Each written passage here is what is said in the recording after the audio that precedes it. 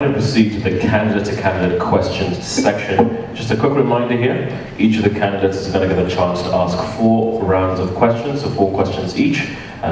Each of them get 30 seconds to pose a question to another candidate of their choosing.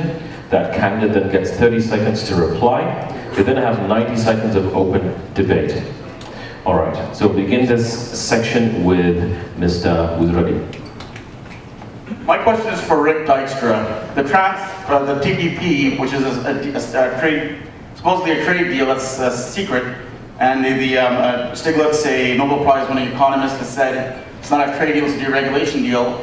What are you going to do to protect the auto worker jobs here when that agreement goes in place? I know you're getting $1 billion for GM, but what are you actually going to do for the workers? There's about 300 of them who have to work for 60% of regular pay with no pension because there's a threat that the plant will pull out. Well, I think if you look at the investment that the federal government has made into General Motors over the last number of years, in particular, coming out of the potential of both Chrysler and General Motors going into receivership and going out of business, the federal government stepped up and ensured that the dollars that were necessary to make sure that General Motors would stay in business here in St. Catharines were there. That commitment was there in 2009, and the opportunity for us to enter into free trade agreements is critical for the success of our future of our economy. But even that bailout was just for the corporations. Retirees who already worked their full career, their pensions, their retirement benefits were already paid for through their work. They had to make pay cuts in their drug benefits, so they weren't protected, even though the companies got protected.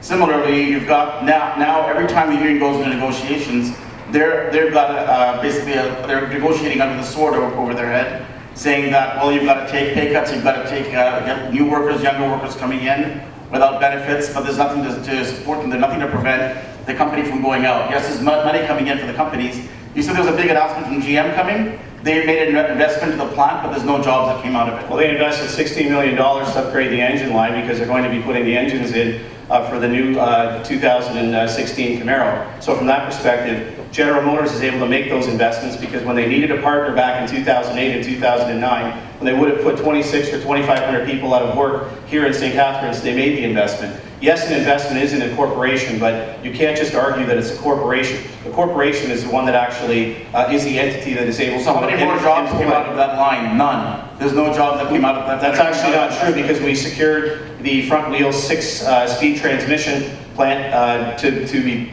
placed here in St. Catharines, which created an additional 250 jobs.